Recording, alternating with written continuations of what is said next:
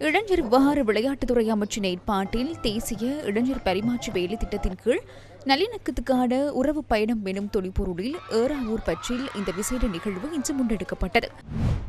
Rhino ரூஃபிங்கிடமிருந்து rhino premier roofing தீர்வுகள். இளைஞர் விவகாரங்கள் பிரதி அமைச்சர் திரிந்து சமன் ஹென்னாயக்க தலைமையில் குறித்த நிகழ்வு நடைபெற்றது.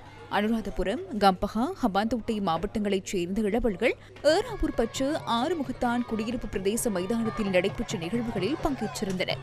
இதன்போது கிராமிய விளையாட்டுகள் இடம்பெற்றதுடன் போட்டிகளில் வெற்றியீட்டிய குழுக்களுக்கு பரிசுகளும் வழங்கப்பட்டன. இலங்கையர் என்ற ரீதியில் நாட்டினை கட்டியெழுப்ப வேண்டிய தேவை காணப்படுகிறது. ஒவ்வொருவரினதும் தனித்துவத்திற்கு மதிப்பளிக்க வேண்டும். அவ்விடத்திலேயே இலங்கையை கட்டியெழுப்பும் செயற்பாடுகள் ஆரம்பிக்கின்றன. இவ்விடத்தில் உள்ளவர்களிடம் நீங்கள் யுத்தத்திற்கு விருப்பமா என வினவினார். அவர்கள் அதற்கு எதிரான நிலைப்பாட்டிலேயே இருப்பார்கள். சிங்களம், தமிழ், முஸ்லிம் என பிரிந்து சண்டையிடுவதற்கு தயாரா என்று கேட்டால் அதற்கு அவர்கள் தயாராக இல்லை. அதனை விரும்பும் நபர்கள் உள்ளனர். எமது அரசியல் வரலாற்றினை பார்க்கும்போது அவர்கள் யார் என்பதனை அறிந்து கொள்ள முடியும். மீண்டும் ஒரு யுத்தம் ஏற்படுவதற்கு நாம் இடமளிக்கப் போவதில்லை.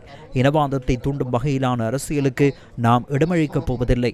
சகோதரத்துவத்துடன் வாழ்வதே இங்குள்ள இளைஞர்களின் கனவாக உள்ளது என்பதனை நாம் அறிவோம்.